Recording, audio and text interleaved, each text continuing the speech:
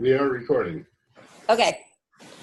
Well, last week it was just Jim and me, and we basically just put things on hold until we could have at least a few of us here to kind of finalize the documents to see if we had something that we could present. Okay. At one point, the link to the Google Doc was posted probably right after that meeting, but I don't remember. If you go to the working groups channel and you go under look under principles and values, there's a link to the Google Drive there. Yeah, that's where I am. I'm just slowly scrolling up and looking to see if I can find the right thing. We were at it says final, I think the final values vote is where we, where things are. Oh. Okay, not in our chat channel, but in the commentary channel, or the polling station channel. Here, let me just put a link in the chat. Okay, I might have just found it.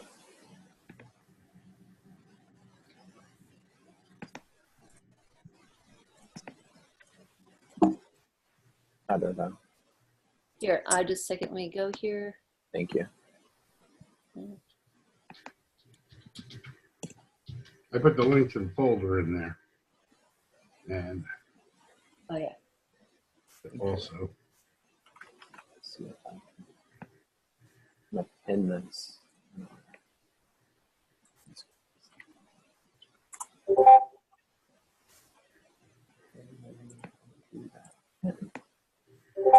Okay, cool.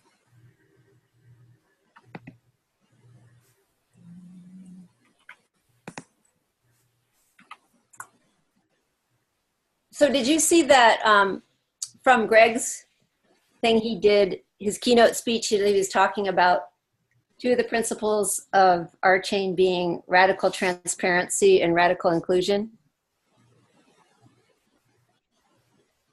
I saw that. Yeah. I thought that was interesting. I also saw the communication between Dan Connolly and Jim in the governance channel. And I don't know, it's interesting. I have this feeling now about how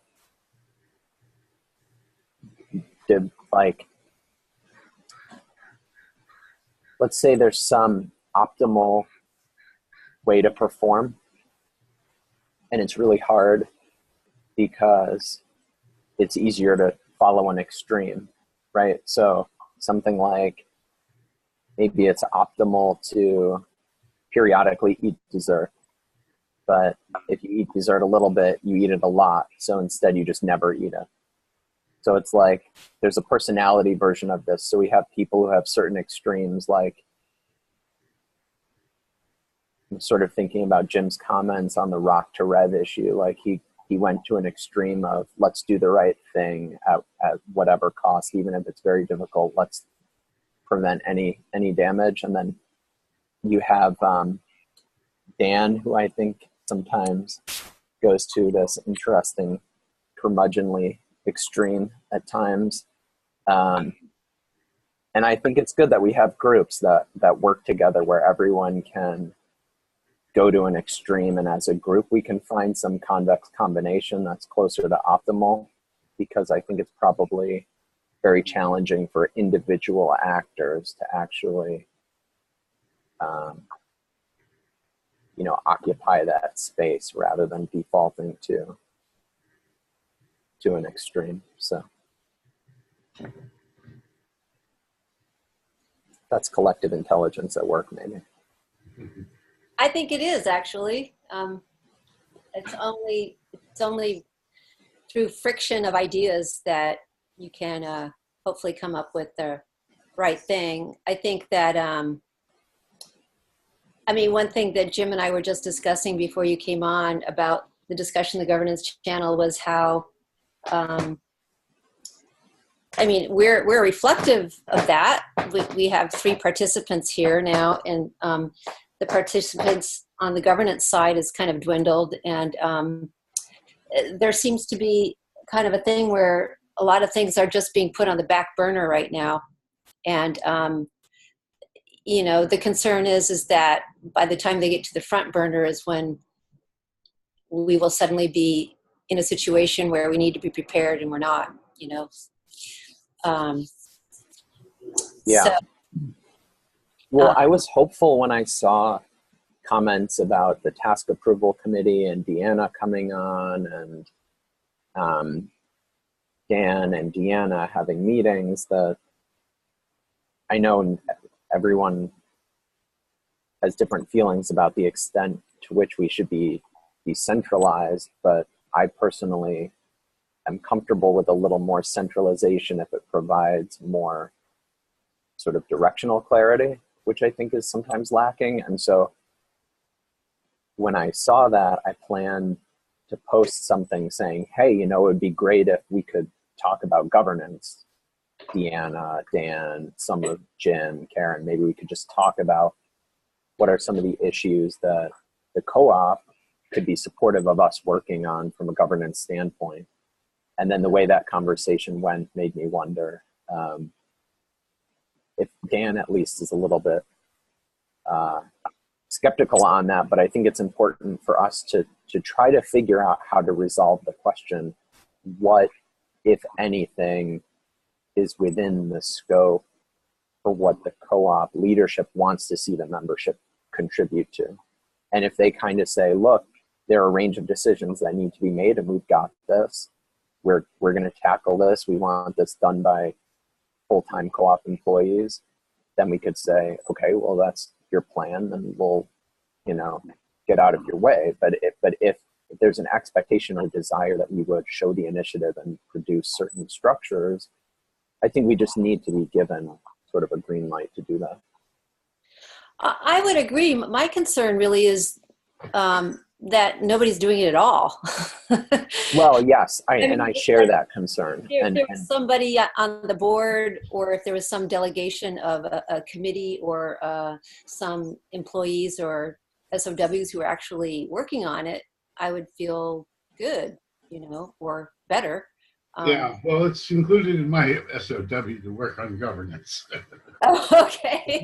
So at least implicit in that, then I think is some, you know, notion that that's desired. Yeah, and you know, in my meeting with Deanna and Kit, I was very pleasantly pleased at how much in tune we were with the way that things needed to be. I don't know if you saw the video. I'll put it in here. First, I did. You did, yeah. I didn't see that. I will take a look. Was that from the RAM meeting, or was that from something else? This was a meeting. Oh, okay. I see. Specifically to go over the bounty dashboard. Oh, okay.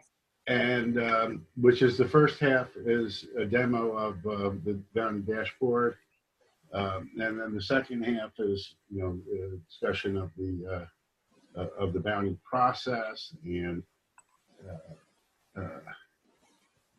So if we watch the video, will it answer all of our questions? Well, it answered. I think it answered a lot of them for me. I mean, I feel validated in terms of my my thinking, and I don't know if, you know, Deanna is just very agreeable,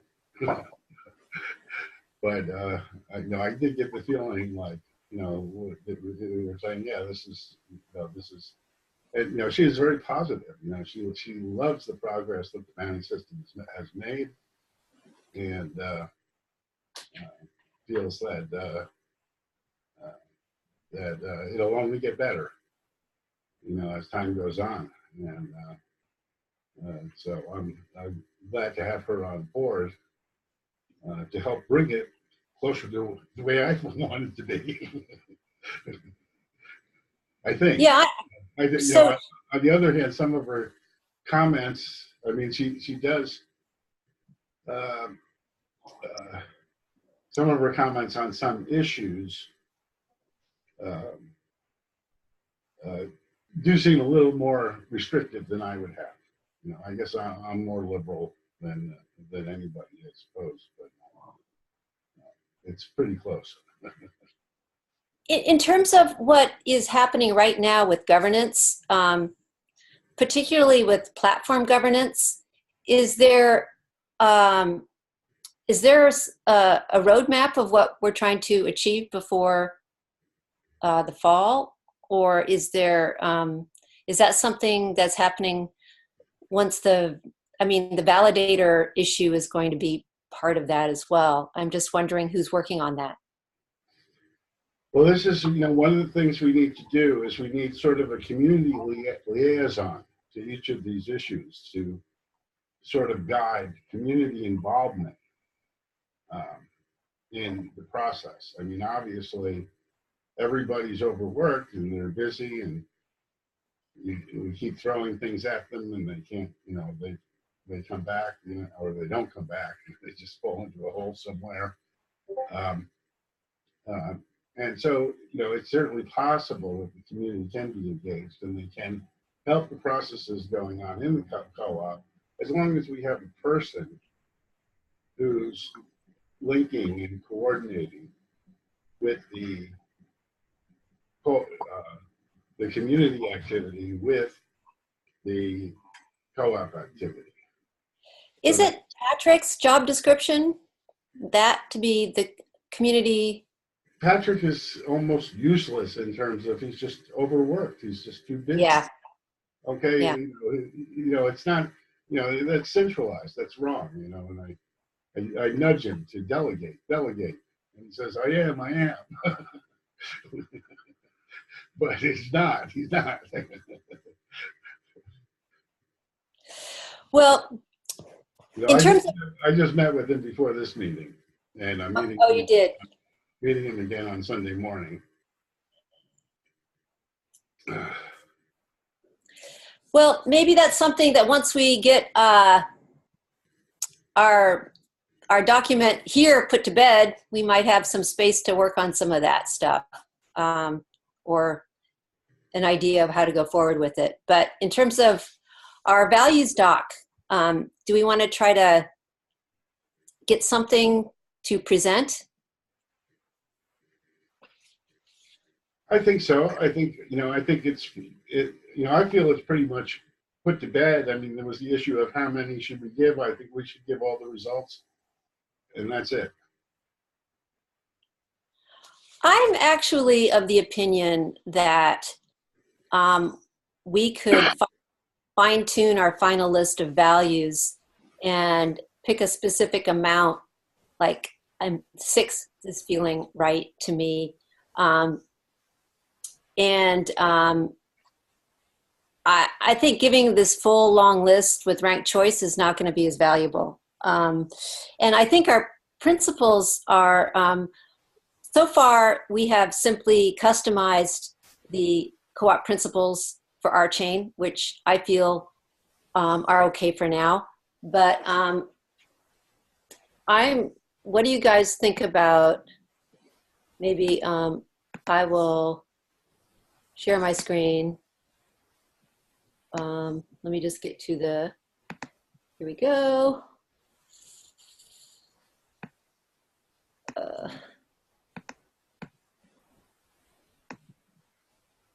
Share screen.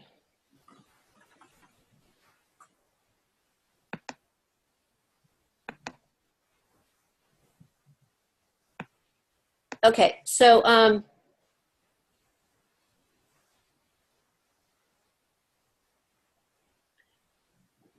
because we have so many, I personally think that we could pare these down.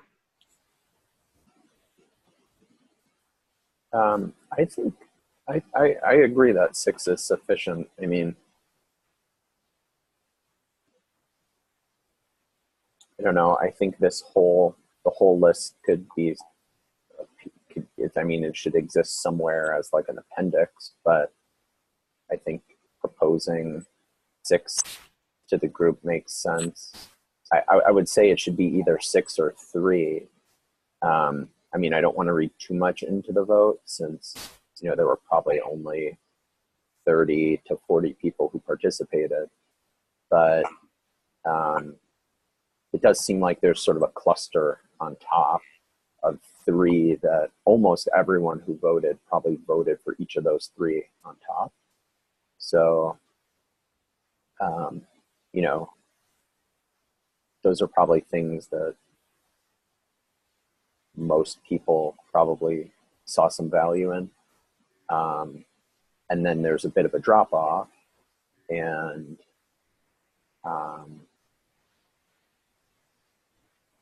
part of that is that these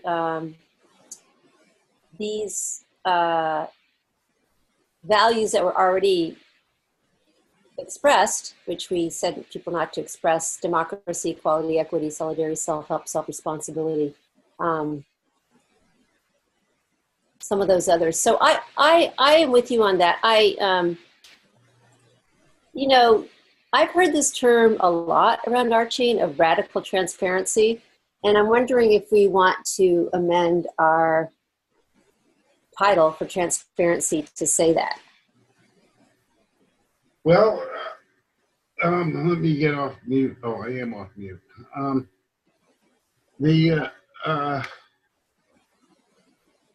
I was thinking about that, in terms of radical transparency and radical inclusion, that, the terminology that Greg uses. I mean, he's even more of an idealist than I am.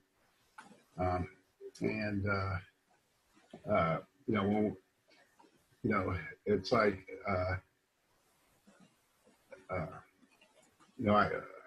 I consider it,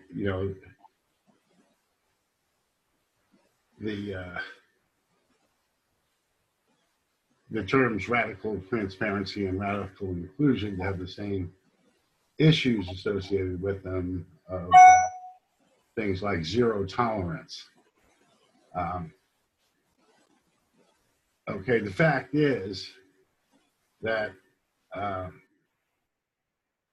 if you say radical transparency, that means that everything that happens in the co-op is exposed, and that's clearly false. Okay. Well, it means whatever whatever we say it will mean ultimately. I know, but I think we'll be challenged. I think if we say radical transparency, people will say we're liars. People will say that it's not true. That there's a lot of things in the co-op that are not transparent, and we don't even know the email addresses of the members, and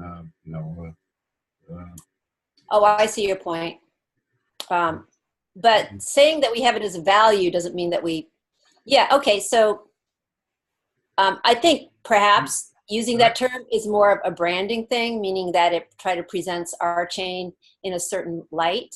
I would say from personal experience, the way that the co-op, the transparency, the experience when first entering the co-op with all the videos being out and all the stuff being, I think that is something that is a little unique to EChain in terms of a lot more openness than perhaps you see with other projects at a certain level.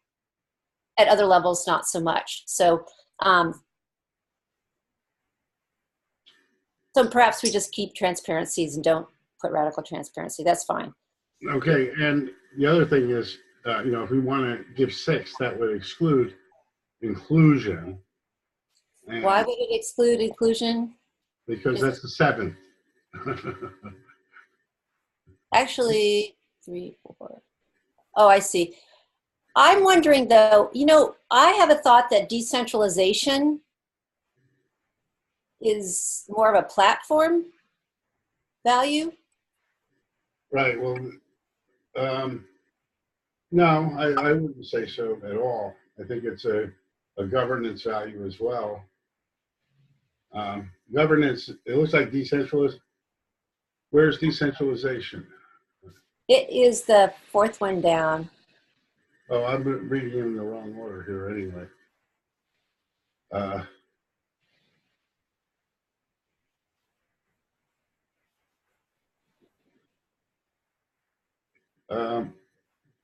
I'm looking at the wrong list, I guess. Oh, are you looking at, am I not sharing my screen? You are sharing your screen. It says decentralization right under integrity. It's just that it carried over to the following page. I'm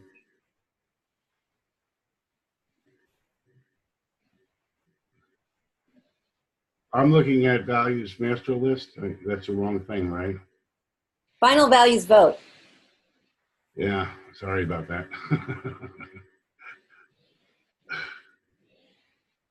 No wonder I got things in the wrong order here. Okay.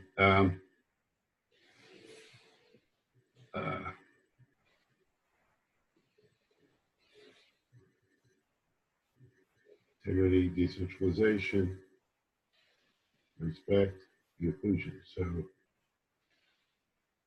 it's still the seventh item. I lucked out. Yes, yeah. Um,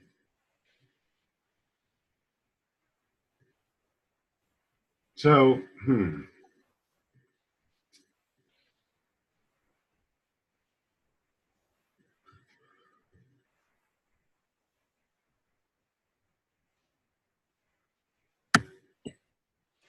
I suppose one could say that collective intelligence, inclusion is an element in collective intelligence, but I think we're going to get in the weeds here. We could just have 7, or I'm wondering if, I guess respect is important, particularly considering everything going on Discord.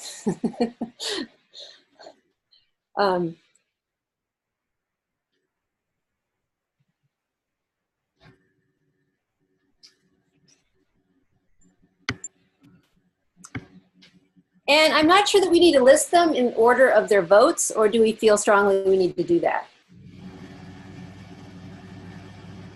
well,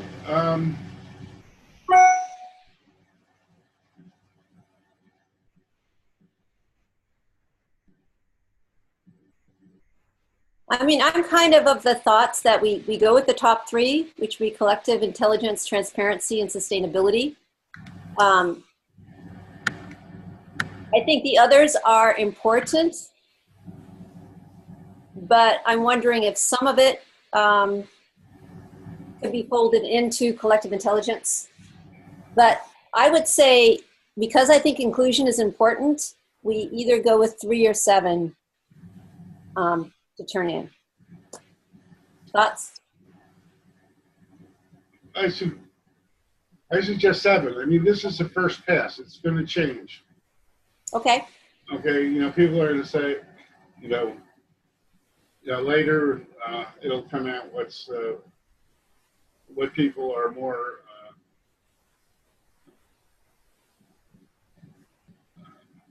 passionate about.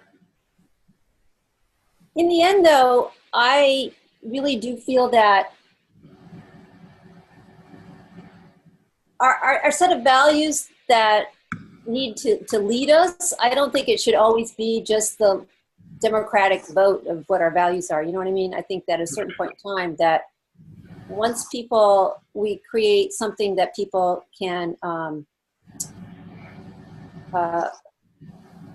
go with, I don't think it should be something we should change, based upon. Right. I mean, Greg leads off with, the purpose is to create a world for his children to live in, a better world for his children to live in, or something like that.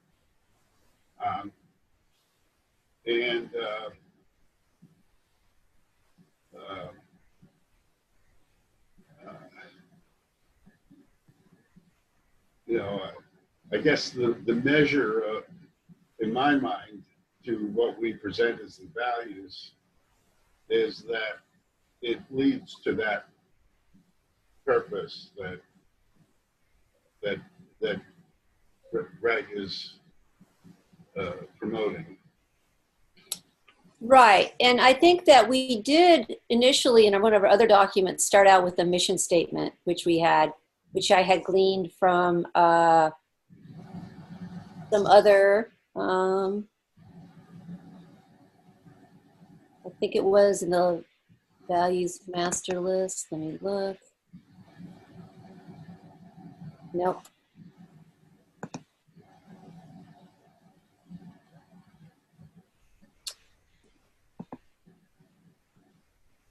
Was that the purpose forum notes? No, actually, it came from, it was, I think it's probably in our working document, which is actually, we haven't been working on very much. It's pretty old, but. In the forum session notes, we have our mission is to build the first truly scalable and dependable blockchain and building it the right way in the service of solving the biggest challenges of our age. To build scalable and resilient blockchain platform that will impact the world in a meaningful way, allowing for trust, transparency, and inclusiveness. Right, there you go.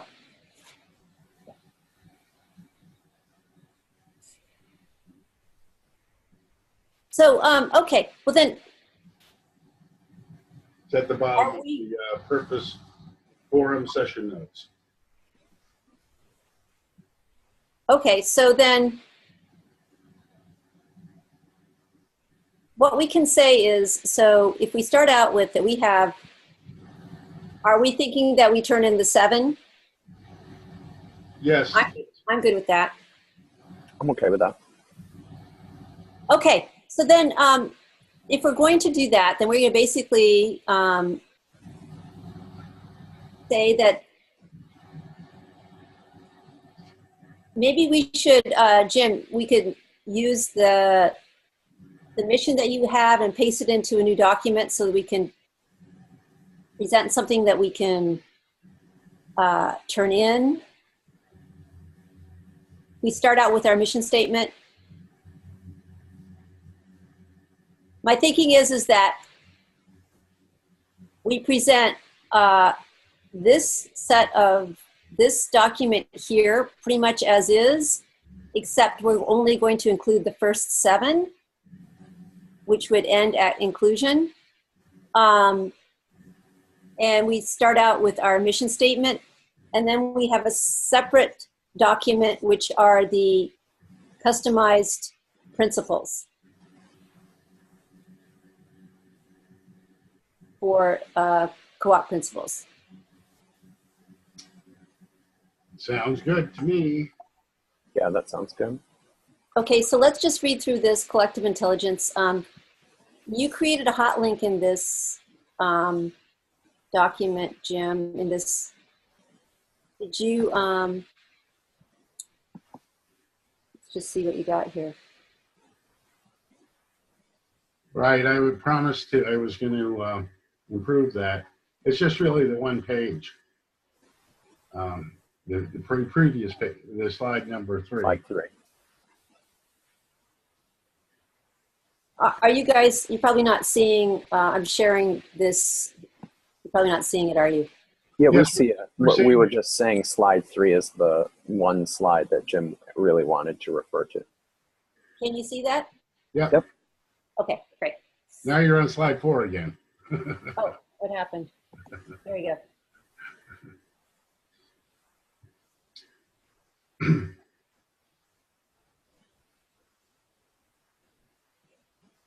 You know, I mean, the interesting thing, and this is where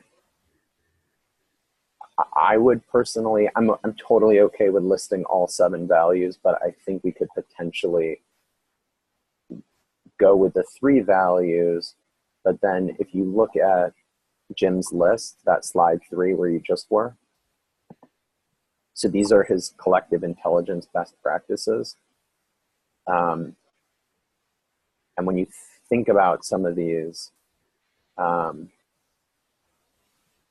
like identify agreement and put opposing views together, I think that connects to what I think we mean by respect in some ways.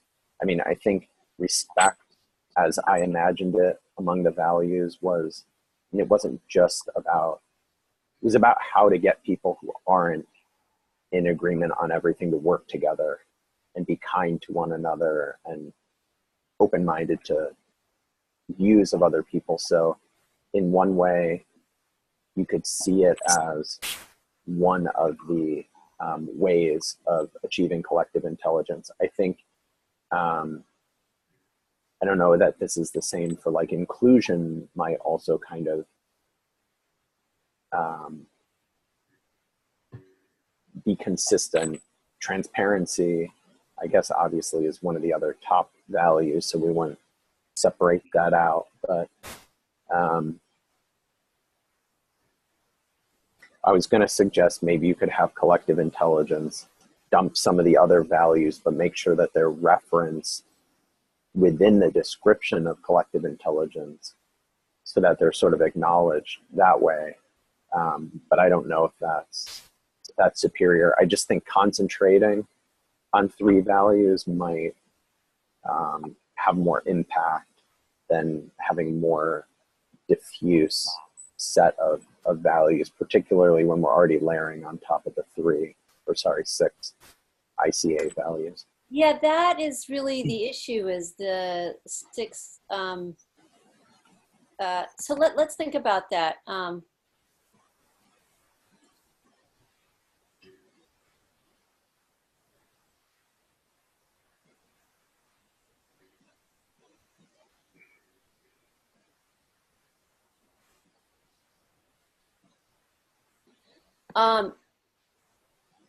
I think we could add to this paragraph, I would say things that are of the values that we have that embody collective intelligence.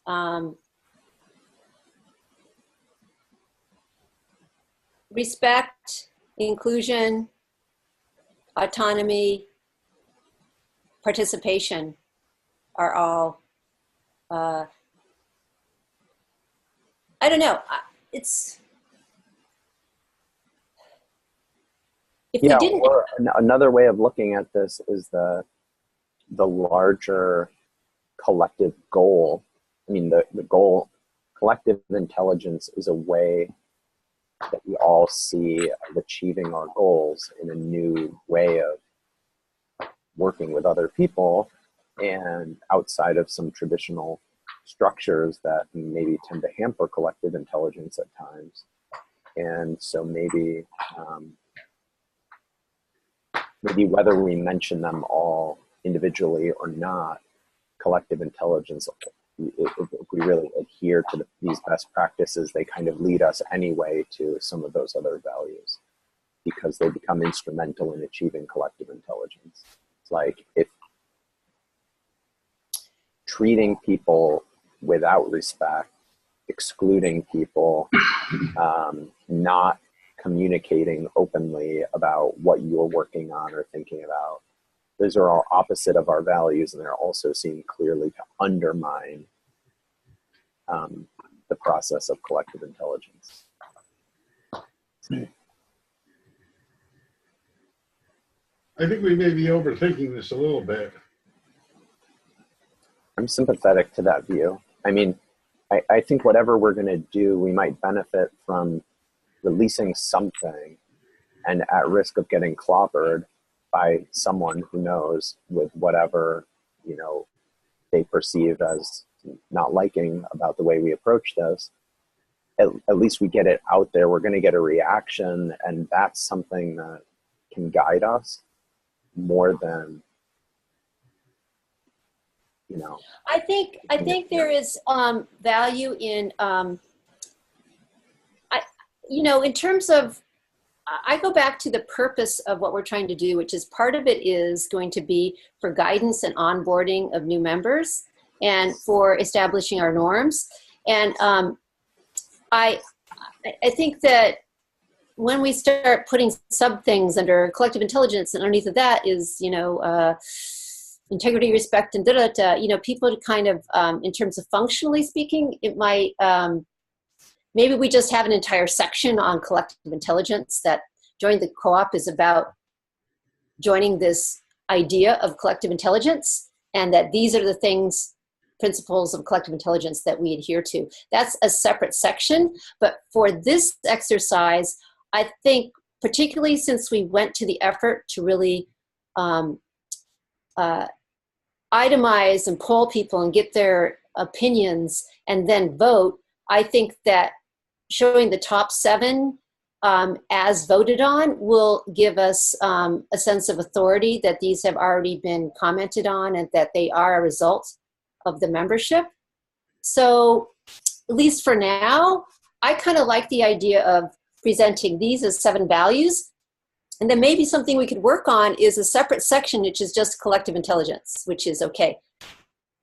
We are trying to, one of our top goals is to achieve collective intelligence.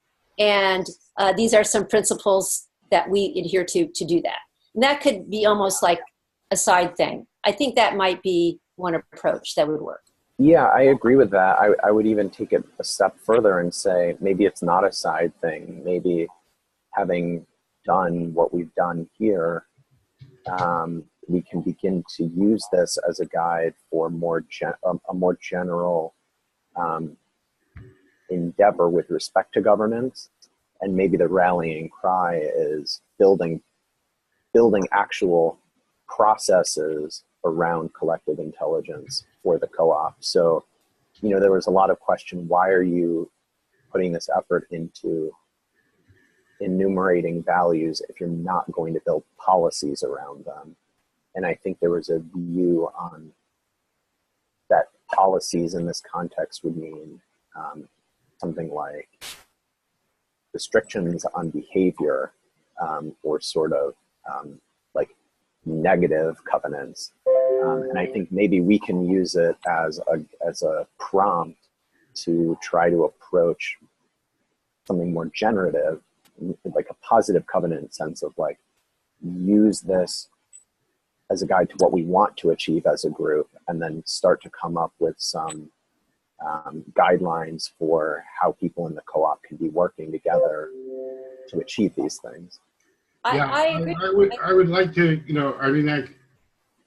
I think these values would be supportive of certainly, that list of the things that can be identified as collective intelligence best practices, but also the 10 the hum.org 10 successful patterns of decentralized organization. These all support collective intelligence in the community as well, and I'm not sure how to bring into it the 3 horizons, and how we can Just to clarify, Jim, whatever happened, I didn't quite finish that with you. Was there ever a contract with Ian for 3 Horizons? Did that ever happen? No, it didn't happen. I think, it's another one of these balls that got dropped because everyone is so busy. And, I got the feeling that there, just like our governance meetings, there wasn't enthusiasm, the enthusiasm for people to attend the seminars. And, my own feeling is that rather than a seminar that's a general purpose thing that every organization takes, something more like coaching is from them was more along the lines of what I was looking for. And Actually, there's a number of people that I want, want to bring in to coach, like Doug Rushkoff and John Keldon and a few other thought leaders in the area to coach us in our activities. But Doug Rushkoff, is willing to come and talk to us. He wants to get involved in the co-op. But Patrick got a little bent out of shape when I was, trying to arrange something. And I agree. I'm not a good arranger, and I wouldn't be the host or whatever in the conversations. But well, so the Three Horizons. I'm trying to find the energy in the co-op to get this to get this done. And Right. Patrick says, "Oh, I'll handle it," and he just dropped the ball on it. And Doug was like, he was, he says he's ready to get involved, and he would be very. What I'm hearing is that the Three Horizons thing is not happening in any way, shape, or form. Right, it's not happening. But we had, what we had at breakfast at the governance conference is sufficient for us to apply those principles to our chain. We don't need to have a. Okay, so We immediately benefit from it. But okay, so going back to well, so here's a question: how would we respond to some of those questions from Dan in the governance channel? I mean, if we said, okay, we did some preliminary principles and values work, we identified and elucidated some values, we're putting this out there. Now we're looking for something to work on next that will be informed by this. I think that what would that be? What is our next job? Yeah, I think that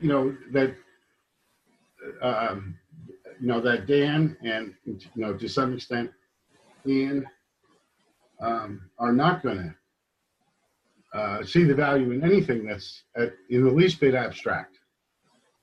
Okay, I'm acutely aware.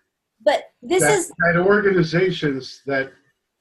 But let's think of something concrete. That'll make them happy, and it'll give us good guidance. We can be creative within some constraints. So let's think of something very concrete that we can say, this is what we're going to work on. Well, something concrete. I mean, I want to rewind to the idea that policy is not going to be derived from these values, and I don't think. I think policy will be derived from these values and principles, and that they should be. And that anybody who suggested otherwise was saying basically that they didn't want to be guided by any such thing. And as Jim pointed out in that chat, we already have a code of conduct that's very specific that people don't even realize is there.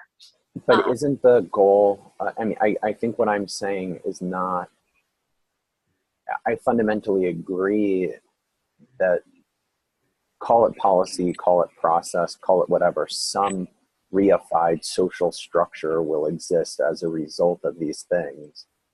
My question is, can we identify a single clear example of one of those, if not a handful? Well, and then we can work on them. Well, think about what's going on with the decision about validators and staking. I mean, the ideas of, Okay, wait. Pause there. So let's think about it. So is your point that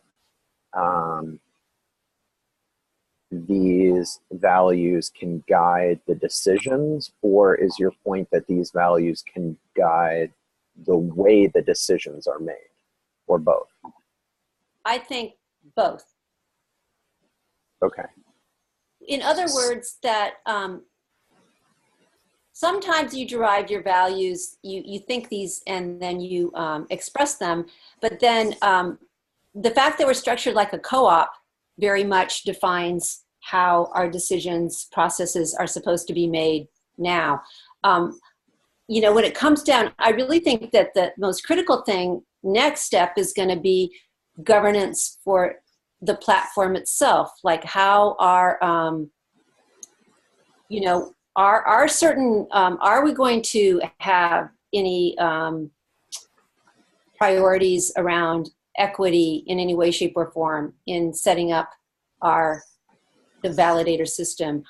Are we going to, these are, and maybe we have to vote on these things, but this is the next set of decisions, isn't it, that have to be made when they're setting up the system for how decisions will be made on the platform and how centralized or decentralized we will be. I think these are all critical issues that could start creating some friction sooner than later. Yeah, so I agree with all that, but let's keep digging and get away from the abstract and say, like, for example, okay, we don't like the idea that these conversations are happening behind closed doors with a small group, because we think that violates transparency, and we think feedback from the community might actually be useful, and it's not a good idea to wait until that small group feels like they've figured everything out. I don't know that I feel that strongly. I think it's really hard to judge which process is best, but that seems like an example of a complaint we could have that would be informed by our values, that this approach undermines collective intelligence because it's not inclusive, it's not transparent, etc. Obviously, going after that would be picking a fight with the set of people who have decided that the best way for them to work is without, having to interact with many, many people while they're doing their work. What specifically are you referring to? Well, you said validator economics. Yeah, I'm just, I just brought up as a topic. I wasn't sure what was going on with that. You probably Okay. I thought that was a more intentional example. What's No. going on with it is that there's a group of like 8 people who are having almost daily conversations. And there's a group of many, many people who are interested in certainly the outcomes, but also, maybe being involved in thinking through some of those things, who aren't really doing that because these are closed door meetings. Now, the view of the people in the meetings probably is, look, everyone who's attending these meetings knows a lot. These are the people who know kind of about every facet, right? So you might have someone like, maybe I know a lot about certain things, but I'm very, very new to other things. Jim might know a lot about other things, but not know as much about some of the things that I think about a lot. Most of the people who are in these meetings about validator economics, they probably know a decent amount about all of the areas. So I think they could make a strong justification. Look, we're brainstorming, we're thinking through a lot of things. Doing that in a small group and coming up with something before we present it to a wider array of people is the best way of doing it. So I'm not sure what the right answer is there. Maybe the way that it's being done right now is the right way to do it. But you would certainly want to make, you might bristle at the notion, for example, that, okay, perhaps we permit you to declare that you want to work in a small group to come up with a preliminary proposal, but we dislike the idea that you get to declare that certain aspects of the proposal are non-negotiable. Because if you play the card that says we get to work as a small group, then the people who aren't in the group will respect that, but the price you have to pay is you don't get to come out of that small group and say, we have achieved consensus on this issue in the small group, and therefore, it's immutable at this point. That's just an example. That's just an example. And this goes back to, I'm sorry, go ahead. I would think that after they've made some decisions in their small group or come up with some idea, that they would present it to the co-op, at least to the board, and hopefully the rest of us for comment. Well, I think that's exactly what will happen. I'm just thinking, if we are trying to, there was a governance group, and then the three of us were like in a subgroup. Then that group disappeared. So we've been like de facto promoted to basically, like, you know, the captain died on the battlefield, so the lieutenant now is the captain, right? So the governance group ceased to exist, and we basically became the governance group. And if we're going to work on governance, we need to identify things that work would be in a concrete way that we can express to other people to justify why we're having meetings, why we're voting bounty rewards for ourselves, why having us doing this is valuable. And I think, you know, maybe something like case studies is sort of something like, Renal is like going crazy in Discord, and he probably has some valid points, but he's not necessarily acting in a way that's consistent with our values. You know, is it worth thinking through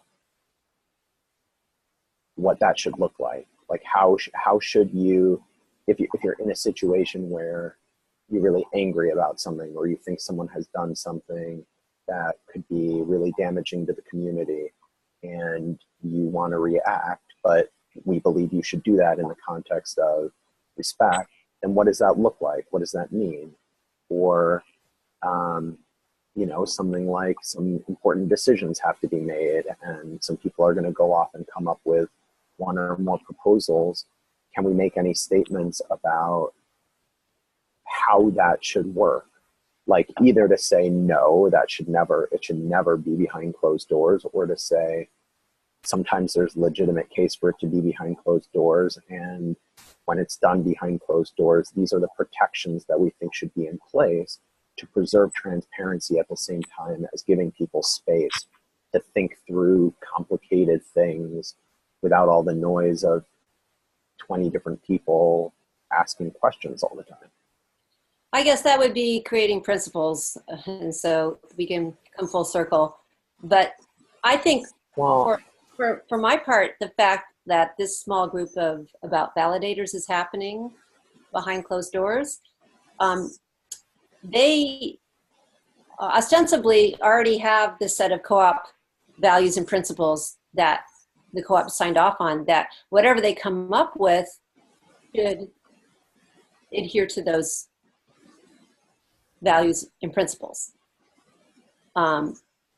So whatever they present could be held up in light to making sure that they are consistent with what the co-op represents, right?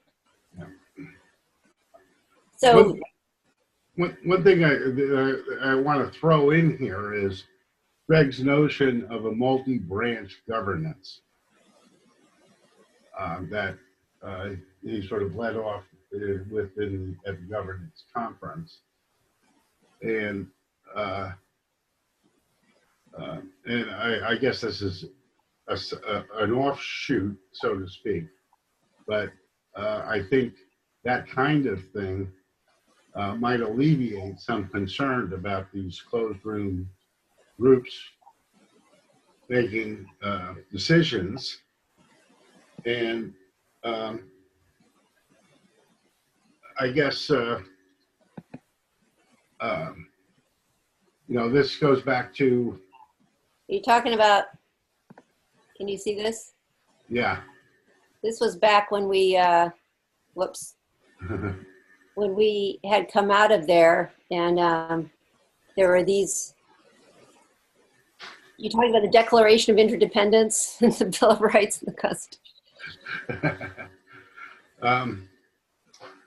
Well, no, yeah, no, I'm trying to put it together, but you know, it's all in great. It all relates to the patterns of decentralized organizations and such. But here I was saying that, you know, in terms of the decision making, which we have to do and decide how we're going to do it. You know, I mean, everything's an experiment. But you know, there's conflicting values. Let me just show quickly here the principles we came up with in the Digital Life Collective, where we have the transparency here. We have the decide through consent. Okay, we can, you know, we can support whatever we come up with here. We can, you know, support those, or the, you know, our values inform our decisions here. But we have like distribute decision making to the edge. In you know, in a self-management organization, every decision is delegated to one person to make the final decision. Now, obviously, they have what, you know, mechanisms that they employ to get consent from the organization, but ultimately, one person's responsible, and that's what makes them effective, because they can be decisive when they need to be.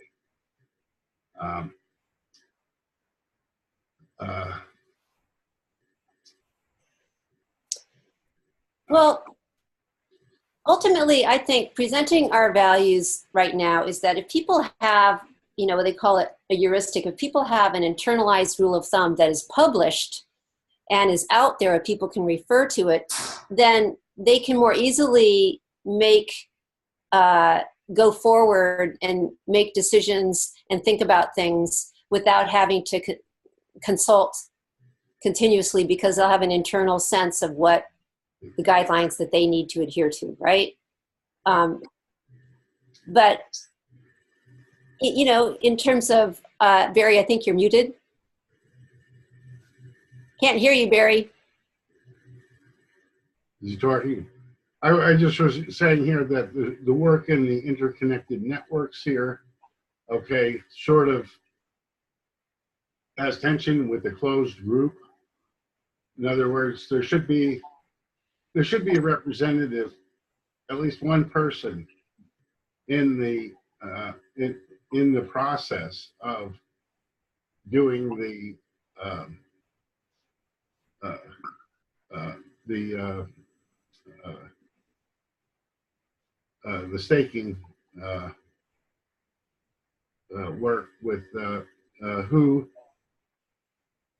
is sort of responsible for managing the community engagement. You know, and you know, we can have norms that, you know, before a final decision is made on a major issue, the alternatives are open for public discussion. Whether or not that public discussion will affect the final decision or not is uncertain, because we distribute decision making to the edge. Let's say we didn't come up with our principles yet, but you know, by interconnecting our circles, we can generate consensus across our circles and across the organization, without creating a forum where there's 10 million people dealing with the issue.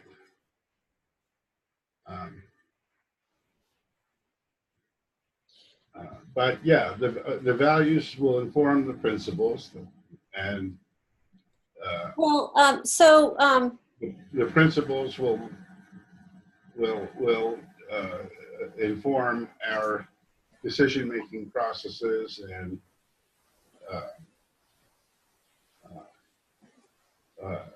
you know, how we organize ourselves into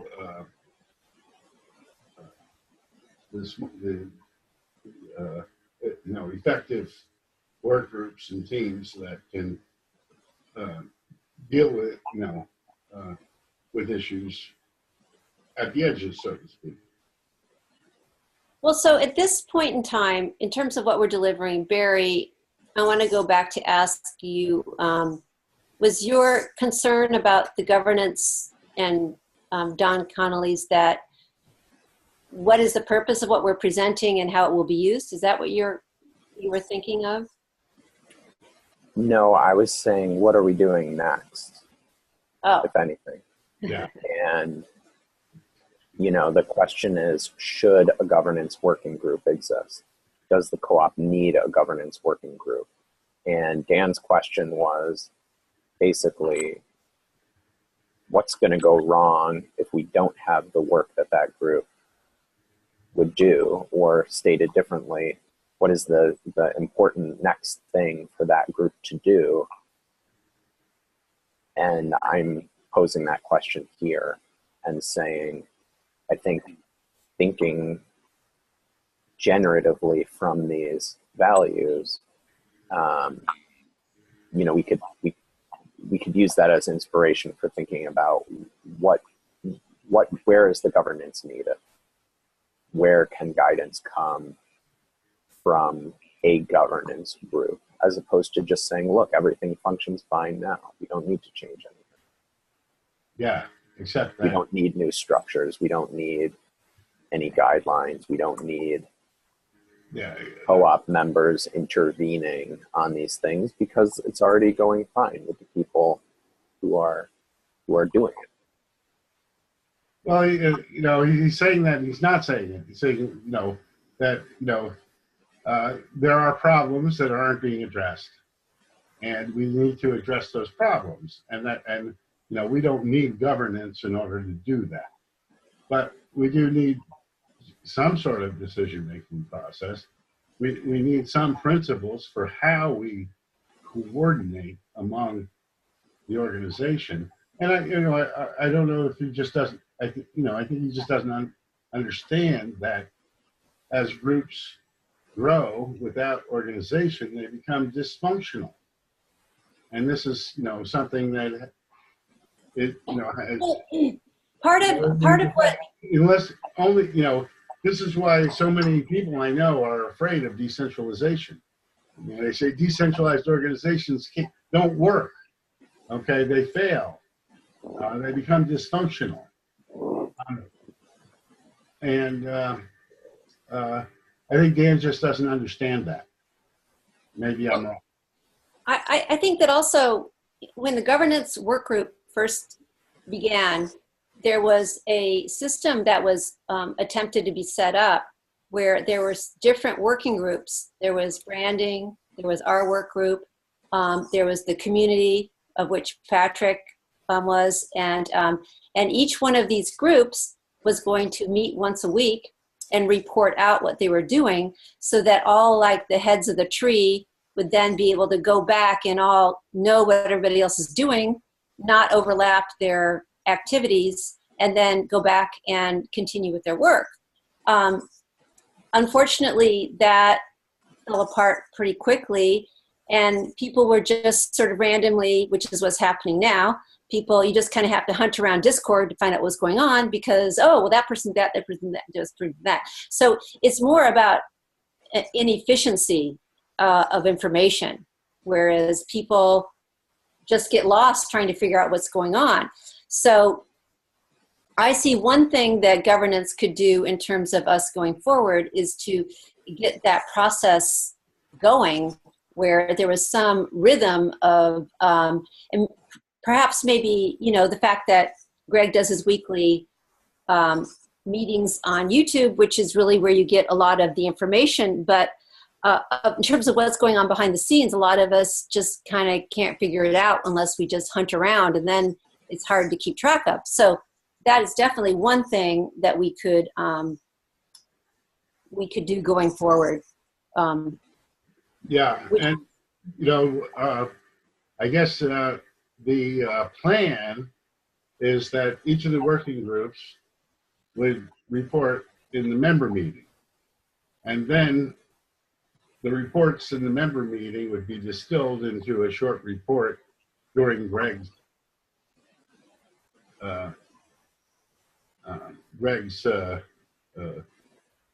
debrief, which comes the next hour. Um, Problem is that uh, we haven't had working group reports in the member meeting.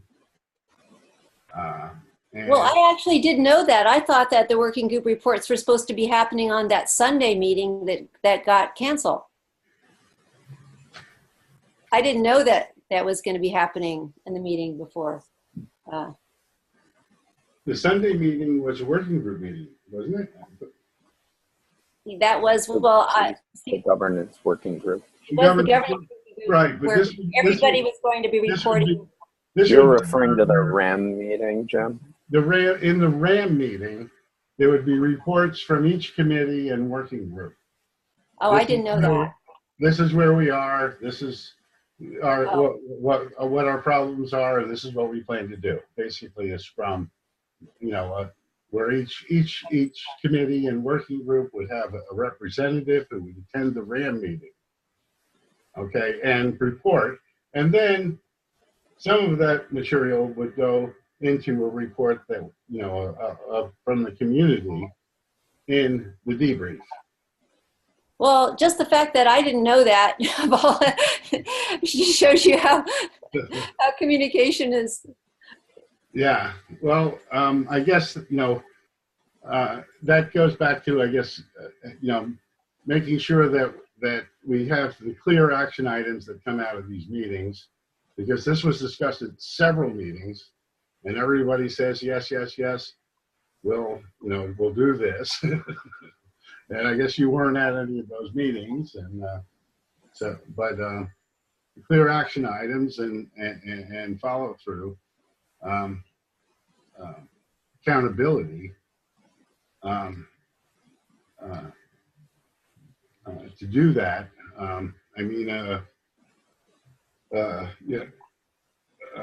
by default, I tried to do some reporting for a few weeks, and then all of a sudden the meeting stopped happening, and so it wasn't terribly relevant anymore to report that nothing was happening, except that's what I reported initially, is nothing was happening.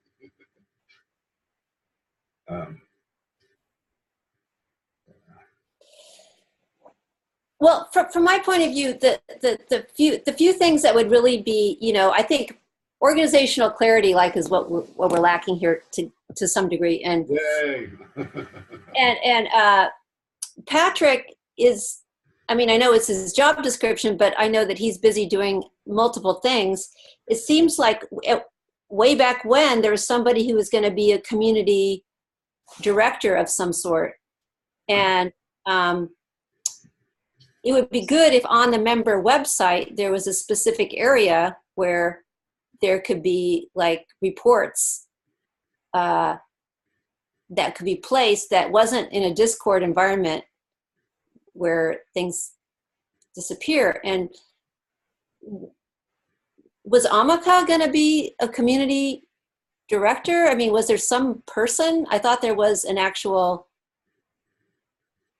person who was supposed to be doing that. No?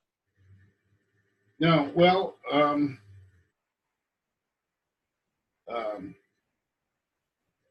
let's see.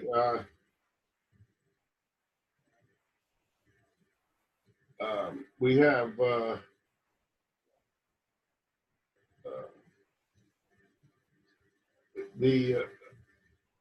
well, no, there isn't.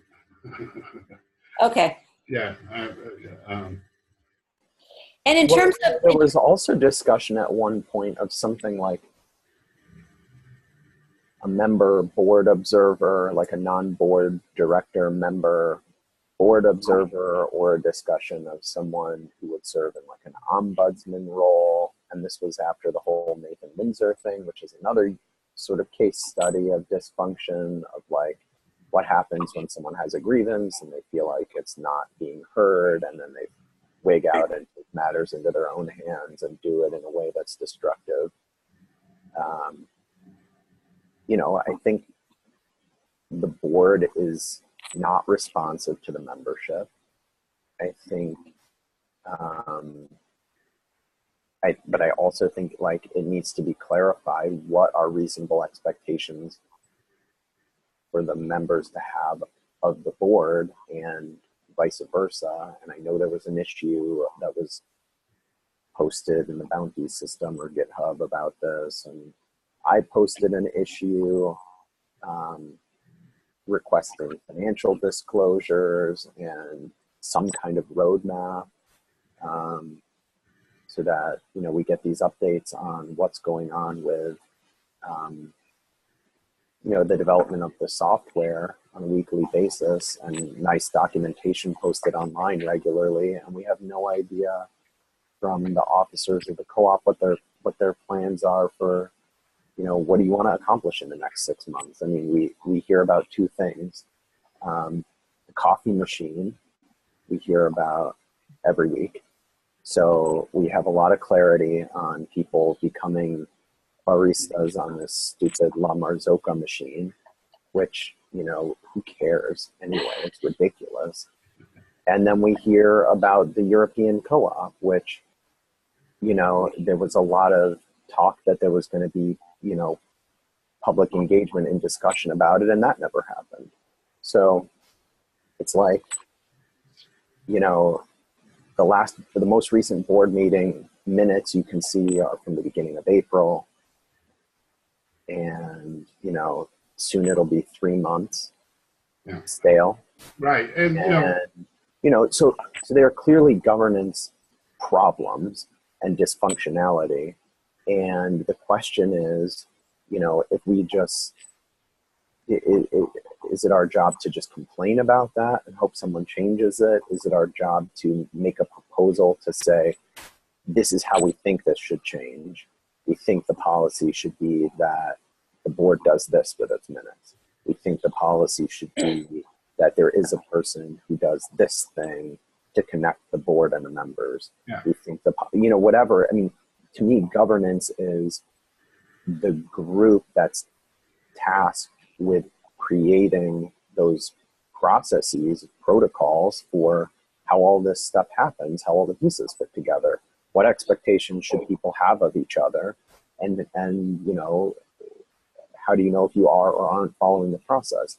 But right now, you know, we only have sort of undocumented de facto process, which is leading to periodic dysfunction. So well, there's also the very basic issue, which hasn't been solved, which is come up at the last governance forum, which is that we still don't have a voting system, or we still don't have a way that where we can contact other members if we want to pull together a quorum, if we actually want to vote on something that we want to have happen that is outside of the board's direction. Right, that's a good point, and I think it's it's also, so that's important, and I think it's also relevant that, you know, related to this budget disclosure, etc. I then added to that issue more comments on business model. I asked Kenny about it. He referred me to Jonathan. I asked Jonathan about it. He told me to be patient, that, you know, Kate and Bill are working on it. I asked Kate about it. She didn't really say anything. So, I don't know. It's like, you know, every time you bring something up, the response is basically, yeah, we're aware of that deficiency and we're working on it. Be patient. And so, who's we in that context? Well, it is or isn't specified, but I think the point I'm trying to make is it's neither inclusive nor cooperative. If the answer is always, thanks, we got it, as opposed to, you know, hey, we have this bounty system. Why don't you work on that? No one else is working on that. Or we have a couple of co-op employees who are working on that, but they could sure use an extra hand. You know, go ping Kate and tell her that Kenny told you to talk to her.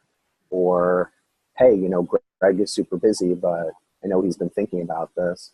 Why don't you set up a 30-minute call with him, bounce some ideas off each other, and then go work on it and report back? Like, that's never the response. So to me, when I say things like, it's not clear to me that anyone wants us to spend our time working on the things we're working on, this is what I mean.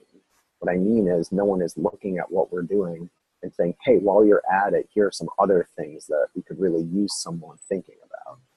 Isn't that the issue that Ian Bloom always kept bringing up, which is that we are not a worker co-op, and this whole thing with the bounty system? I never got clarity on Well, I that. think it's all intertwined. I mean, I think there's sort of different factions, and there's a range of viewpoints, from some pyrofex people saying basically the co-op has no reason to exist after we launched the network,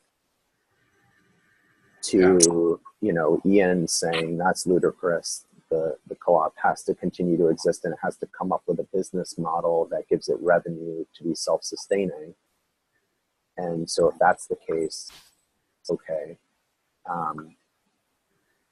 Right now, who's going to come up with that, and who has a say in that? And it's like, it's a very weird thing to create an organization, not have clarity about the purpose of the organization, accept members into the organization, call it a democratic organization, and then you have this weird problem because you have all these members. They've been told that they're joining a democratic organization that they're going to be participating in. They have no idea what the point of the organization is, and there's no process in place for them to either weigh in on that or react to it. There's, it just seems very much like, we're scaling a wall that's perfectly smooth and perfectly vertical. There's nothing for us really to grab onto. Yeah, and my suggestion to Dan, about his complaints, which are along the same line as yours. So, his big thing right now is he wants to see the agendas for the meetings before the board meetings, and he wants to see the notes in a timely fashion afterwards. Yeah, of course we should. That's table stakes. Of course we should have that. So we've covered dysfunction in a lot of different areas. Now, my suggestion to Dan was that as a governance group here, we said, and you have to understand that, being in all these organizations, okay, what I found is that governance emerges. It's not really designed. I mean, they can come up with a set of rules, but you really have to discover the governance in order to change it, in order to evolve. Actually, I don't take that at all. I don't take that at all, because we as a co-op have a very specific way of governance, which means that if we have a 10% quorum, we can force a vote. And this is actually critical, because last fall that thing happened where they weren't able to get a quorum because they couldn't actually communicate and find the members. So governance is not something, it is something that emerges in terms of the way we cooperate and stuff. When it comes to actually specific decision making, there is a very specific set of circumstances in the bylaws. Right. That's once a year. Okay, I'm talking about every day. No, it's not once a year, because if we get a 10% quorum at any point in time during the year, we should be able to force a vote. Right. Yeah, no, if you hear what Ian says about that, he thinks it's a feature that it's very difficult to do that, because he's afraid of what kind of bizarro Nathan Windsor democracy we're going to end up with, where someone's going to propose something crazy and it's going to look like a good idea and people are going to vote for it, and then we're going to be stuck with it. So I think, and direct democracy is known to be very bad at making decisions. I agree with you. I'm just saying what is in our bylaws, what are our actual rules right now. Right. What I'm saying is there is governance from day to day. It has nothing to do with that. I agree. Have to discover what that is and evolve that. Okay, my suggestion to Dan was that we enumerate all these dysfunctions and things, the concerns of the community. We collect them. Say, here's the concerns, 1 through 10. We present those to the board and we request a meeting with them to get their feedback on how we should deal with these concerns. And we offer, they're all overworked as it is. We offer community support to help them deal with these issues. Okay? That's what I think we should be doing. Okay? Dan didn't see that. I like your feedback on it. I mean, you know, Well, you know, last time isn't that the adult thing that we should be doing here? I agree with you. And last time Ian was here at our meeting, he basically was saying something to the extent that there are maybe 40 or 50 people that hang out in Discord on our chain, but there are 1,000 people out there who are members, who are stakeholders, and therefore, even though we are saying a lot of stuff, we are relatively not unimportant, but let's just say we're a very small percentage of the whole. That's true, you know, but the people who are involved are the people that should be making the decisions. I think we can derive that from our principles. Okay, the people that are uninformed are not going to make good decisions. I agree with that. And this goes back to deriving our principles. I mean, if we had digital life principles in place, or something like them, I think we could deal with these issues. We could say, okay, we have tension between them. The inclusion and the delegating decisions to the edges certainly conflict. Okay, there's a tension there. How do we deal with that? And with transparency, working out loud, or whatever, to gain consent across the collective. Okay, we're not trying to decide this or that. We're trying to come up with a third thing that that addresses everyone's concerns or objections.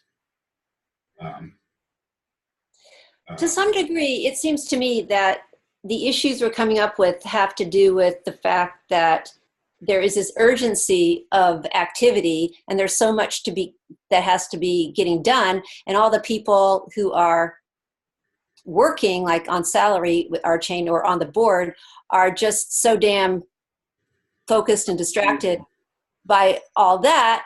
And being, a business owner myself, there are times when you get super busy and you need to delegate, but you feel like you can't. And because you think you know what's going on and other people don't, or whatever the reason. So it's how do we break up that logjam is right. Yeah. And that's why I frame it as providing support to the board in dealing with these issues, rather than complaining about it and saying, you guys have to do more. It's like, how can we help you?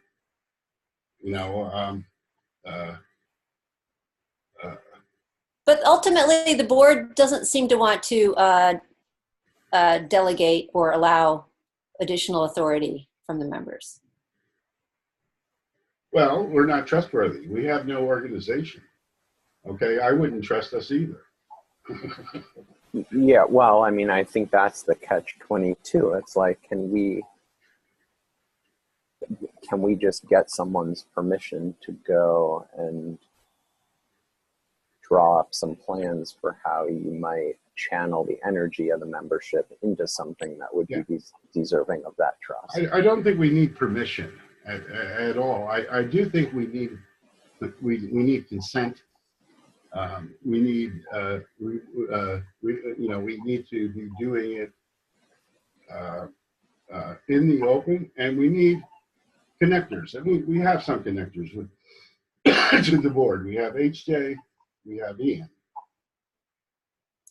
Well, Kit couldn't be active in our group earlier because of our time frame. It would be nice to have him involved if we could find a time, because I think he would as well. Well, he's not on the board. Oh, he's not. Oh, that's No. like HJ is. That's right. But we do have connectors. You know, we can use them more effectively. Okay, we can.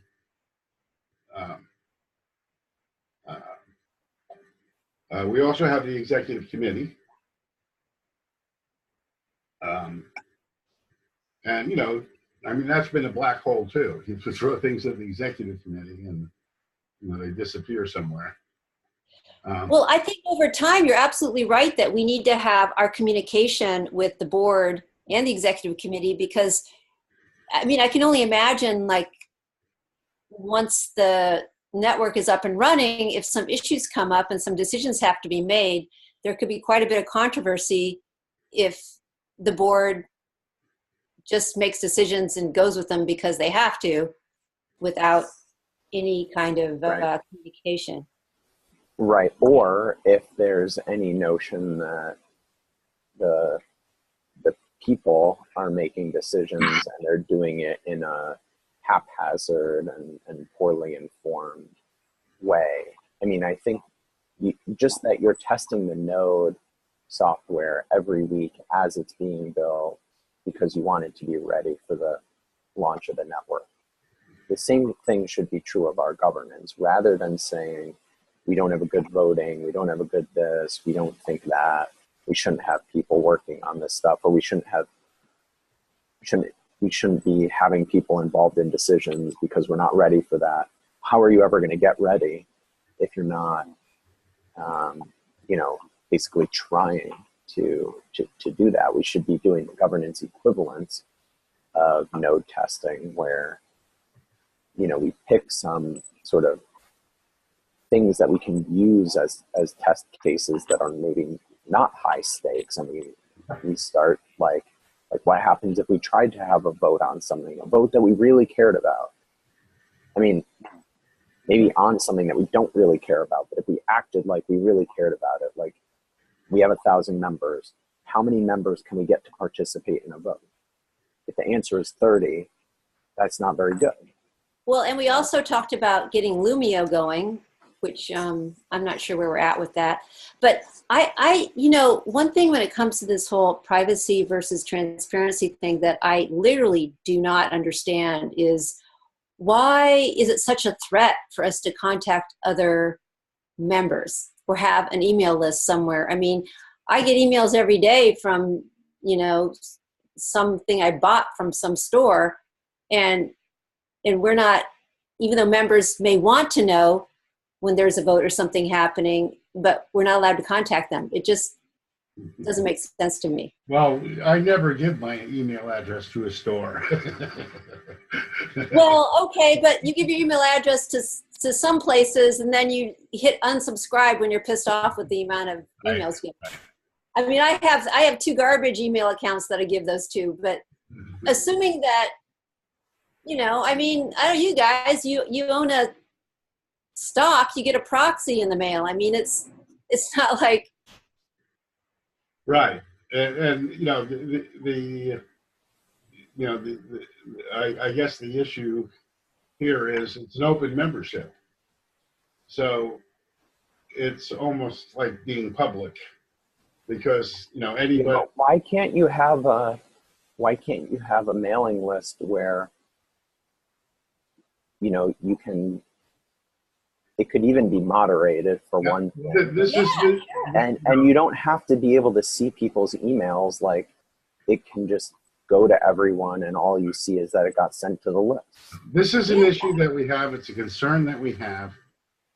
And I really think it's our job to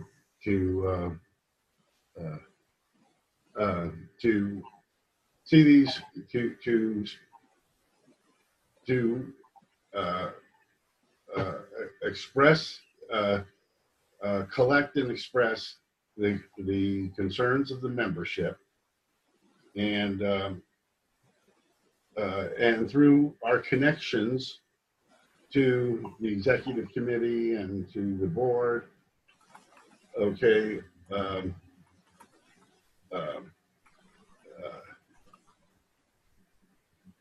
uh,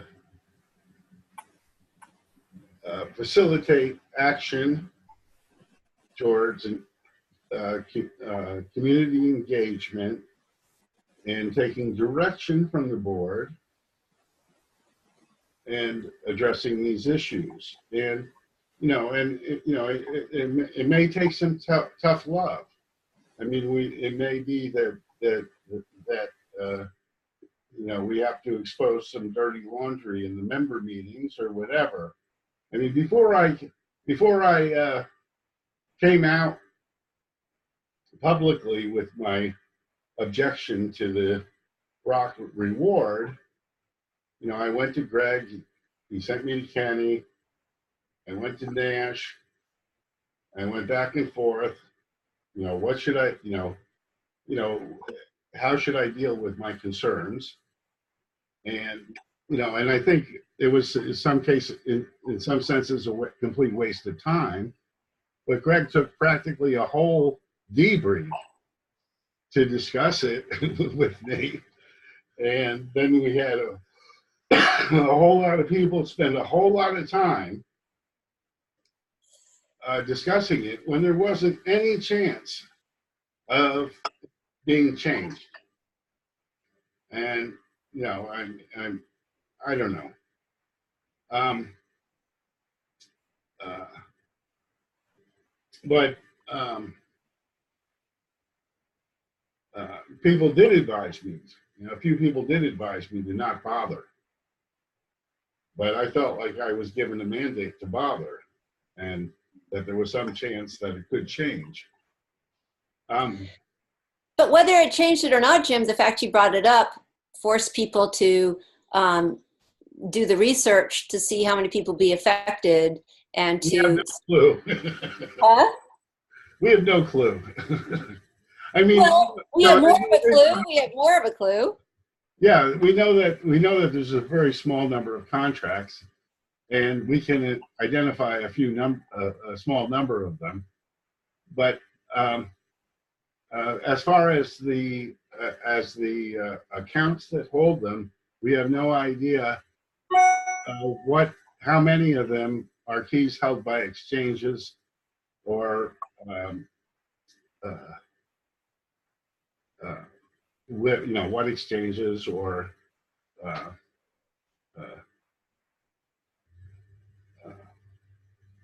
whatever. And so, we're putting the burden on all the exchanges to do a rock to rev exchange themselves, and we don't know what the scope of that will be. If we just did one rock to rev exchange ourselves reasonably, then the exchanges wouldn't have to participate in it in order to make good the rocks. And I think one thing that did come out of it is that I think everybody was on board with there was a certain sentiment going around, well, if people don't pay attention, screw them. They lose their rocks.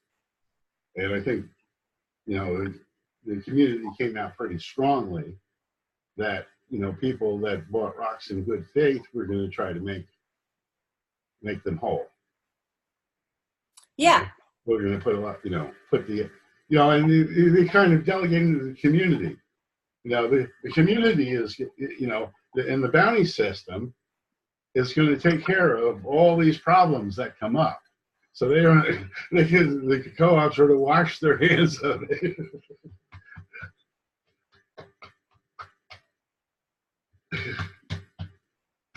But yeah, there's, I can see there's going to be cases where there's going to be multiple claims on the same rock, and I don't know how we're going to resolve it. Yeah. Well, I'm not sure where we're at with this, except that, There was like 20 million on contracts that's unidentified. $20 million, 20 million rocks. Like, is it? Yeah, 20 million rocks. but some of those are exchanges, right? They could be, yeah. Because what I understand, there's only 50% of all the rocks in the exchanges are in KuCoin. And But you see, what's going to happen is that the exchange, well, no, okay, the rocks are going to be, at the time of the drop, there's going to be an account created on our chain that's going to hold the rock. Okay, that what used to be in the contract. Okay, now that rock, nobody is going to be able to access because you can't get the private key to a contract, not without a quantum computer. So in essence, those rocks are untouchable.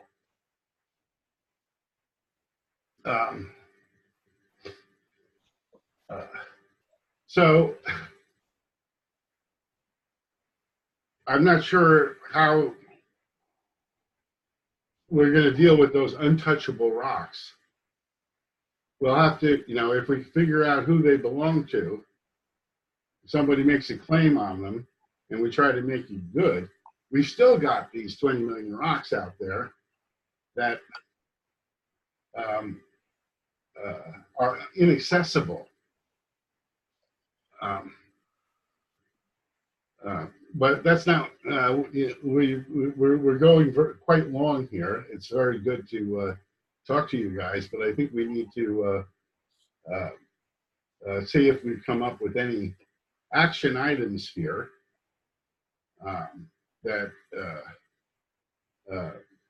that we need to do. I guess we decided to go forward with the 7 principles, and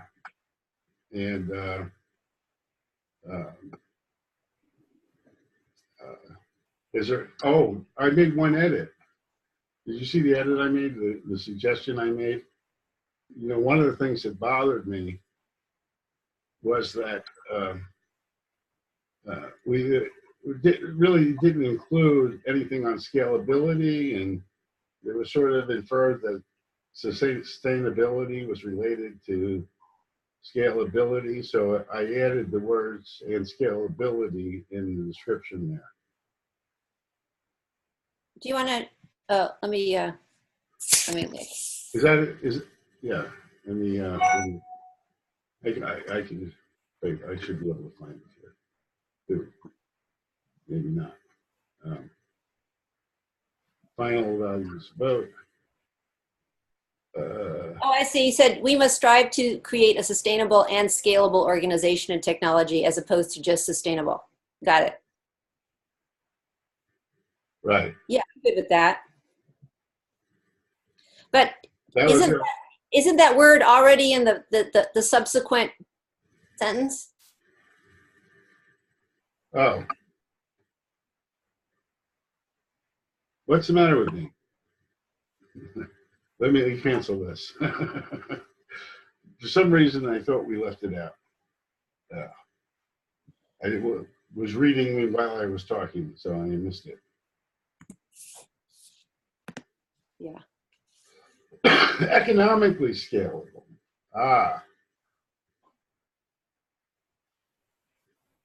That's different from. How about organizationally scalable? Do you prefer that? Well, the reason I stuck it here was because it's the organization and the technology that has to be scalable. Okay, so then we could get rid of it in the following sentence, right? No, that has to do with economic scalability. I mean, if you want to put economically and organizational and technological in the same sentence, that's fine. But economic scalability is important, as well as organizational and technological scalability. We need all three, not just two of the three.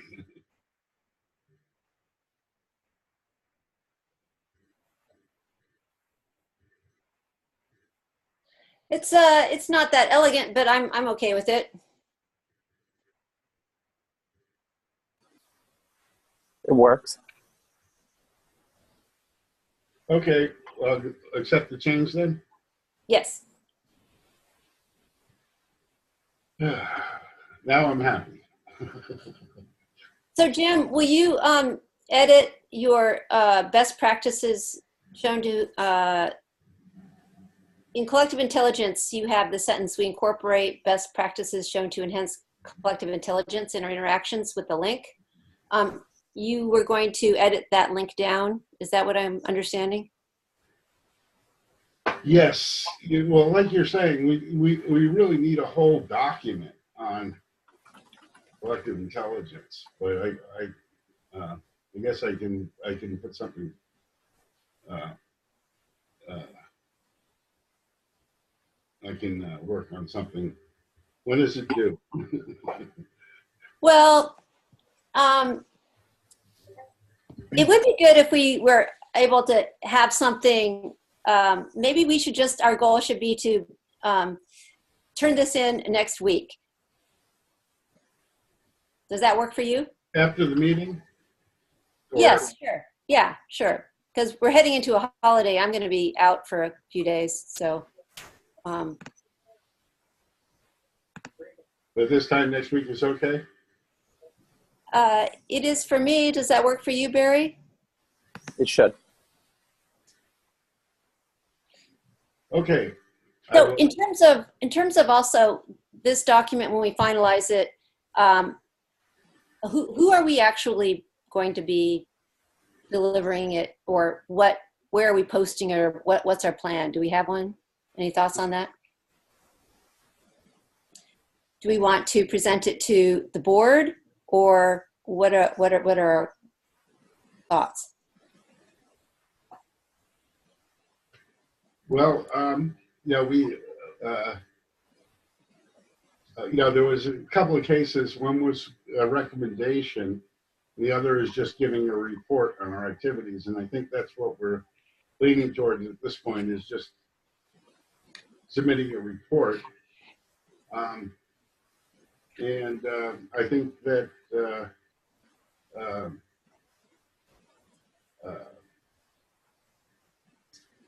we should get feedback from the board, and maybe now I guess we should hand it to the executive committee. They're sort of like our interface to the board, but of course they won't do anything with it. But I think we should just report it in the give a report in the weekly debrief. Get on the schedule and give a report of the. But a written report will go to the executive committee? I think that makes sense. Okay. I think we should. I mean, I think in practice that just means sending a link to Dan and saying, we want to officially register this with the executive committee. Can you slot 2 minutes into the agenda for the next meeting just to get feedback, acknowledge that this has been done, and you can put your reaction into your executive committee meeting. And if we'd ultimately like this to go to the board in some sense, and you can either send it back to us with comments or say, this is cool, let's just show this to the board. Okay, that's good. I like that. We have an item, a pathway.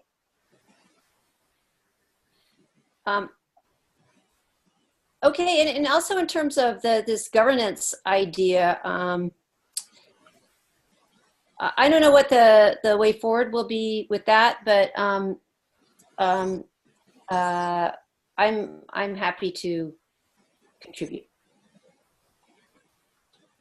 Yeah, me too. I mean, I think this group is a good kernel for something like that. I think it would be potentially energizing if we roped in Jake Gilberg. I mean, he's working on voting stuff, and I think maybe in some ways he's thinking about sort of the infrastructure. Yes, I would like that. But I think we should communicate with him, and I think, you know, that's the closest thing we have to a sort of kindred spirit at this point in terms of what we're trying to pursue. And I'm sure he has opinions on some of the non-voting things that we're sort of grappling with as well. So I think it could inject new energy into our group. And what's his time zone? Do we know? I think he's in Vermont. I could be wrong. He might have just been visiting there on vacation one time, but I know at one point he was in Vermont. I think we should also engage Tim. Which Tim? Tim B, I think it is. Tim He just gave some kind of a. Tim Bensinger, the German guy. Oh yeah, that's going to create a time zone issue. But yeah, I think that would be nice. I agree, and Tim has he's done a lot of thinking about this this stuff. But I also think he might be busy with this on the German side. But it would be great for us. Actually creating a connection between what they're building on the German side and what we're floundering around with on this side might not be the worst thing. Yeah, and it may be, you know, that you know, if these people can't be engaged regularly, that maybe they're engaged once a month or something like that. I think that's a great idea. Yeah, I think that's a great idea. In fact, Tim was one of the people I was talking to at the governance forum about how essential it is to have your values and principles in place going forward. Okay, that sounds like a good plan. We might have to pick a different meeting time that will work for all counterparts. Yeah. All right, guys, this is good. Okay, well, thank you very much. Hey, before you go, Jim, and I think, Barry, you might have been interested too. This is a different topic, but, you know, I still want to try to get this node thing up and running. And I got the impression that Dan, did you find any other coaches that might be available? Yeah, you know, so it's interesting you say that. First of all, I am interested. Second of all, if we start, if we can rope Jake into our meetings, that's another person who can probably help with that a little bit. But having some meetings specifically to get people up and running on the nodes would be cool. So I don't want to derail that plan either. We tried that last week, but we just didn't have somebody with enough. Actually, David, the guy in Africa, kind of knew what he was doing, but his connection was so bad he couldn't help us out. So Dan Connolly suggested that he might be available, but just not next week, probably the week after. Unless, Jim, did you find somebody? I think we have a couple of people now. One who is TS off in here? Do we know who that is? Oh, you know what? That is one of the guys who made the EChain.cloud site that does it's like the online web REPL. Cool. Yeah, so that's someone who probably understands things pretty well. We have not arranged a time, but you know, he's hesitant. He didn't want to lead a session, and I was saying, you don't have to lead. You just have to help us if we get stuck. And he said, okay. As long as he knows how to do it. We won't be the blind leading the blind again. Right. And, you know, I'm embarrassed. I mean, I've used Docker in the past. I shouldn't have trouble doing Docker commands, but, you know, it's just. Well, there is, I did notice that there was a bunch of code that could be used in Docker Compose that was posted in the node testing channel. Did you see that, Jim? No, I haven't been keeping up on the node testing channel, and actually node testing is not a big priority for me myself. It's not so much the node testing is that people were having the same challenge. They were documenting their challenges getting connected. Right, and what Deanna was suggesting that we task ourselves with is that we document for the various platforms, the Mac, the PC, whatever, all the stuff leading up to the node testing, and then who was it? Kate? I'm so bad at names. Was saying that the actual process we don't want to go too far with documentation on yet because it's going to be changing fairly rapidly.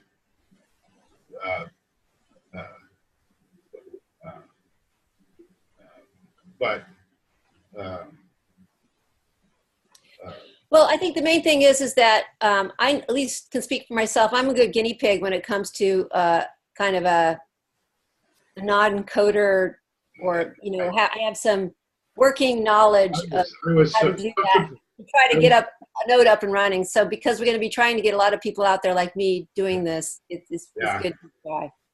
Yeah, I was pretty surprised that that you sort of have hardly ever touched a command line before, and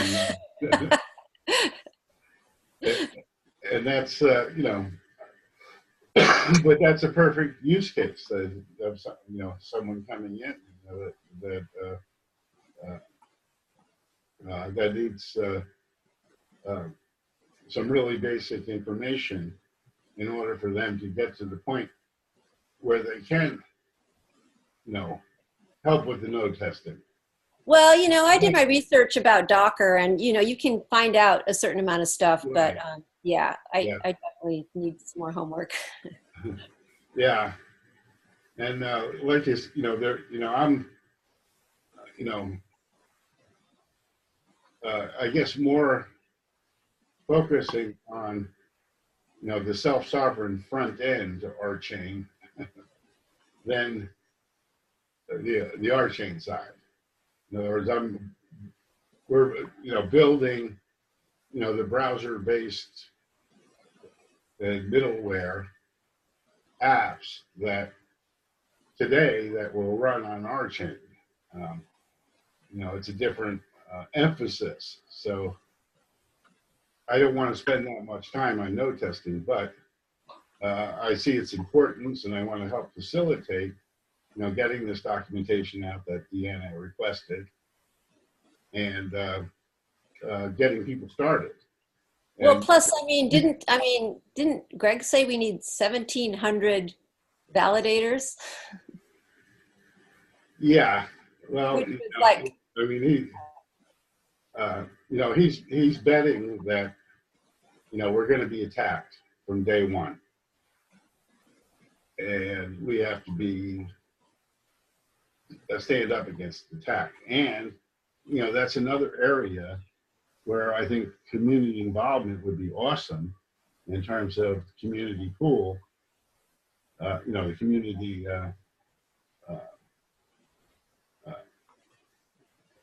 validation pool, as one of the things that makes the co-op independently sustainable. Well, I imagine that, once the validator information is more readily available, that's one thing that could happen organically in the community, is people getting together to.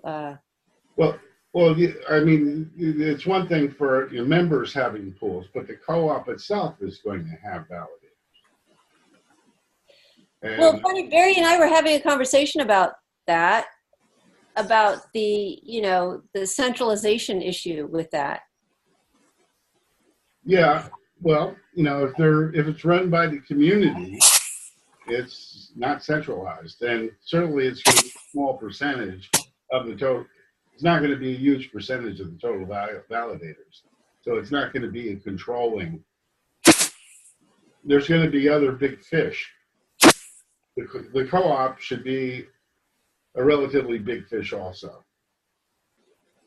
in order to compete with the other big fishes. Right. That goes back to the business model of how the co-op makes money. Yeah, and and that's certainly an income stream. It's one, and I think there's going to be many more. I think the co-op um, um,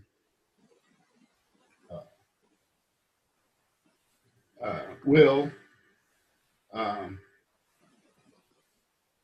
develop some fat contracts. A fat contract is, if you haven't heard the term, is a contract that has a fee associated with it. Oh, you're talking about a contract like a DAP kind of contract, or a Yeah, contract? right.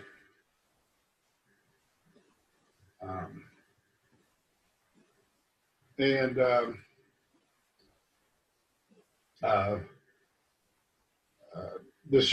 any services that the co-op provides can have fees. People may get bounties or paid for providing the service, but um,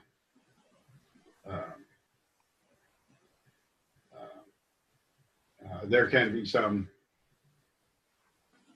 input,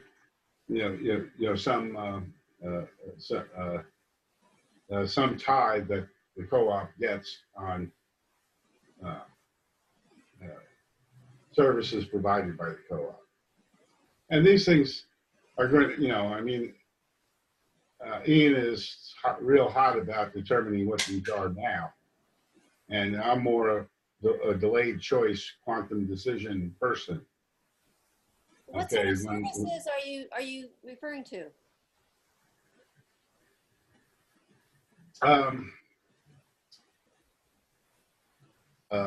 Training services, a biggie. There's various consulting services. There is perhaps we developed this great bounty system, and in order to make it economically sustainable, we build fees into it, and a small part of that fee can go back to the co-op.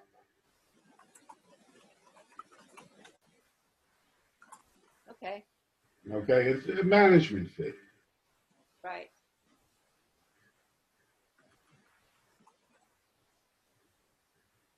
Oh, okay.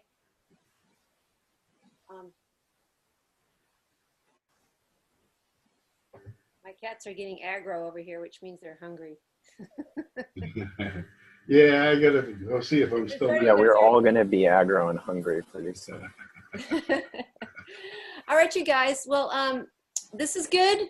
We'll see you on Discord and talk next week. Right. Thanks all. Happy 4th of July. You too. Happy.